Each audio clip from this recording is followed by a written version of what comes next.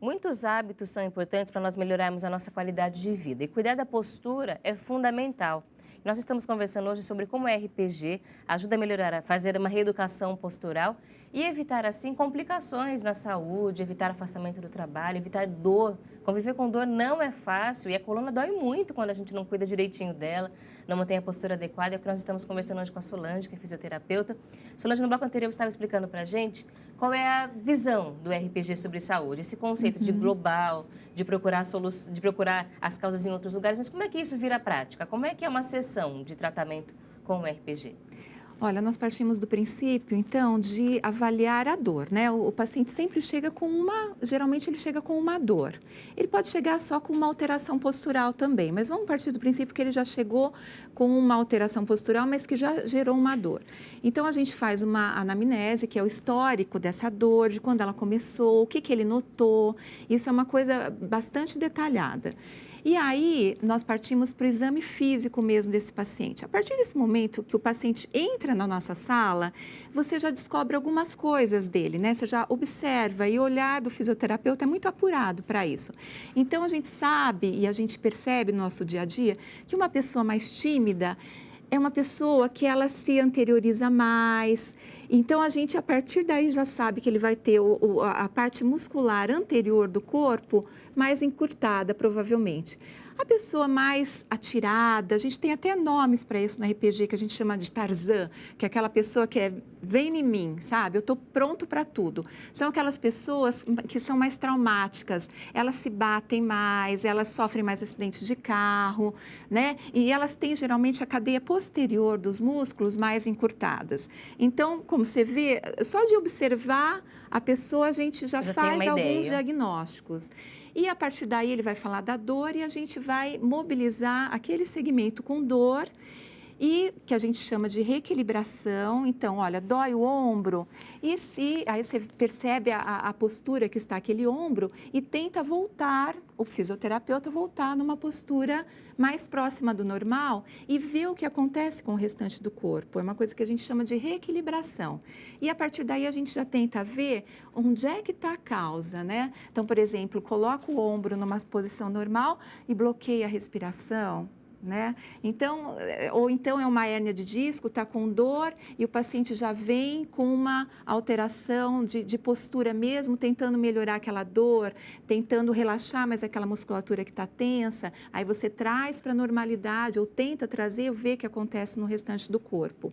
E a partir dessa avaliação, então, no RPG nós temos posturas de tratamento. Se é um encurtamento mais posterior, usamos posturas que abram o corpo. Se é um alongamento mais anterior, a gente se utiliza de posturas que façam mais um fechamento do corpo. Então, sempre pensamos em cadeias musculares. Então, por exemplo, a cadeia, né, do peitoral junto com o bíceps é uma cadeia anterointerna do braço e do tronco. Então, a cadeia posterior de toda a perna, panturrilha. Então, geralmente a gente não fala de um músculo só, né? Porque o corpo se organiza em cadeias musculares, de grupos musculares, tá? E uma outra coisa que é interessante também é que quando nós temos uma dor, o corpo tenta se organizar de uma forma que não é a correta, mas que naquele momento ele vai criar uma postura antálgica, que no começo melhora a dor, mas que depois essa postura vai se perpetuar, trazendo novas dores e novas alterações posturais. Então, se realmente você só tratar a dor e não agir nessa nova postura errada, a dor vai voltar, com certeza. Você falou no caso, por exemplo, da hérnia de disco, e a gente lembra de outras doenças que trazem dores. Como é que o RPG entra no tratamento dessas doenças? A gente pode dizer que ele é um tratamento, ele é um cuidado auxiliar? Sempre que o paciente tem alguma doença que cause dor ou que cause alguma alteração postural, como a artrite, as artroses, as hérnias de disco, né, tão prevalentes, a gente pensa que o organismo vai reagir com tensões musculares. Tá? E essas tensões, então, vão trazer diminuição da flexibilidade, alterações das articulações, alterações posturais e novas dores. E o organismo com dor, quando ele vai fazer um movimento, ele gasta muito mais energia do que quando ele não tem dor. O movimento é muito mais efetivo, é muito mais harmônico, requer um gasto energético muito menor. Então, o paciente fica mais cansado. Com o cansaço, ele se movimenta menos. Se movimentando menos, outras retrações musculares virão, novas deformidades, novas dores. Então, isso é um círculo muito perigoso. Então, quando você consegue tratar uma dor na fase aguda, é muito mais efetivo, é muito mais rápido do que quando a dor já cronificou. A dor crônica, na verdade, traz outros fatores, né, de maior dor, maior comorbidades, inclusive com outras doenças, de depressão, né, o sono talvez já não seja tão bom, e a gente sabe que é no momento do sono que os músculos se relaxam, então a gente tem que procurar dormir bem. Né? Então, aí nós também fazemos toda essa parte de orientação, como você vai, uma postura para dormir, com o melhor travesseiro, o melhor colchão, e aí vão todas essas orientações. Então, a gente precisa buscar realmente, quando o indivíduo já tem uma doença, tratar ela bem precocemente, né? Depois que ela já cronificou, já fica um pouco mais difícil. Mas é difícil, mas isso pode acontecer. Tem benefícios também. Tem benefícios, Essa era a minha pergunta. Pensando assim, por exemplo, em alguém na terceira idade, já que já conviveu algum tempo com algum desgaste, algum problema. Vale a pena procurar? Vale também muito tem a indicação pena, de fazer vale. RPG? Talvez a artrose não melhore tanto, se a gente pensar na artrose em termos de desgaste ósseo. Mas o músculo, eu falo que ele é vivo a vida inteira. Ele se encurta, ele fortalece, ele é muito vivo. Então, quando a gente trabalha com músculo, uma pessoa de 90 anos consegue fortalecer, consegue se alongar. E aí, se a musculatura, todas essas partes moles, né, que a gente também não fala só de músculo, a gente fala de pele, de fáscias, quando a gente consegue trabalhar tudo isso, a própria articulação, ela ganha um espaço, né? Ela respira melhor, né? Então, a articulação ganhando esse espaço, também diminuem as dores, ele pode se movimentar melhor. Benefício indireto, né? Se trabalha indiretamente, mas a doença acaba também tendo uma diminuição. Tem uma diminuição da dor, tem uma diminuição, melhora a função, né? E o organismo se beneficia, a pessoa com certeza vai se beneficiar também. Tem uma pergunta aqui para responder, que na hora que eu li até achei engraçada, mas no primeiro bloco a Solange já mostrou para a gente que ela tem a ver com o assunto sim, e eu vou fazer ela no próximo bloco. Vou deixar você na curiosidade, porque no próximo bloco a gente vai responder essa pergunta que veio da Zila Bianchini, de Curitiba, no Paraná. Ela vai falar sobre o assunto que atrapalha muito as mulheres e é muito comum na população feminina. E no próximo bloco a Solange vai responder para a gente aqui no Viver é Melhor. Peço licença, nossa convidada, por um instante, porque nós vamos agora a um momento de reflexão e estudo. Nós estamos conversando hoje sobre a força do pensamento. E não é uma força que existe apenas assim na utopia, não, ela é real. E nós estamos falando sobre a importância de um pensamento equilibrado, um pensamento positivo, um pensamento voltado a solucionar problemas e não a continuar alimentando os problemas, os conflitos. Nós vamos trazer agora uma visão diferente a respeito deste assunto. A visão daqueles que estão no mundo espiritual. Você sabe que na nossa programação aqui nós sempre falamos sobre a vida eterna. Nós acreditamos na eternidade da alma e por isso no mundo espiritual continuamos vivos. Não apenas numa outra dimensão, mas vivos. Estamos corpo, mas somos espírito, é o que alerta sempre o jornalista Paiva Neto. Isso muda, inclusive, a nossa forma de enxergar a nossa vida, de cuidar da nossa saúde.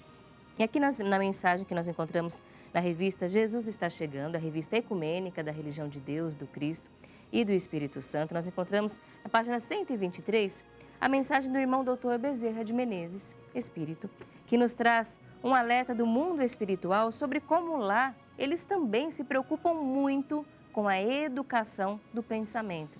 Nós temos aqui essa mensagem, diversos itens, e eu realmente indico a você essa leitura. Vale muito a pena refletir sobre este assunto com esta base aqui que nós encontramos, página 36, 37, até a página 38, de textos e explicações sobre o que o pensamento realiza nas nossas vidas. Nós vamos destacar para você os itens 5 e 8, quinto e oitavo, do subtítulo Poder da Atração Espiritual.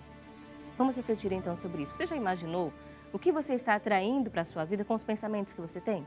Pare para avaliar a qualidade dos seus pensamentos, o que é que você fica pensando e o que você está atraindo com eles. Vamos então ao alerta do irmão Bezerra de Menezes. Ao pensar, já atraímos. Por isso, as conversas edificantes traduzem os desejos que nosso coração tanto anseia. Nosso pensamento é comparável a um grande ímã. Daí a necessidade da vigília, da atenção. Toda expressão mental resulta numa formação já do outro lado. No item 8º agora. Tudo começa no pensamento, na vontade. E quanto mais discutimos sobre o pensamento que temos, mais corporificamos encontros, reencontros, desencontros, possibilidades. Dependendo do que pensarmos, do que desejarmos, estamos de acordo com as leis espirituais?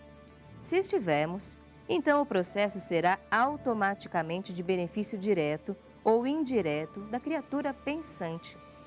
Do contrário, declinamos aos umbrais da própria consciência, estágio inicial dos umbrais externos.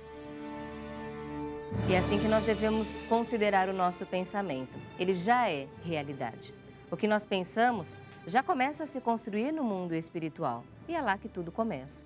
Por isso, nós devemos tomar muito cuidado, ter muita atenção e avaliar sempre os nossos pensamentos.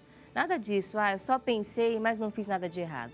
Devemos agir com mais disciplina, porque os resultados serão melhores. Da mesma forma que criamos umbrais na nossa própria consciência, situações, lugares pesados, de tristeza, de angústia, criamos também paraísos, lugares de felicidade, de realização, de saúde.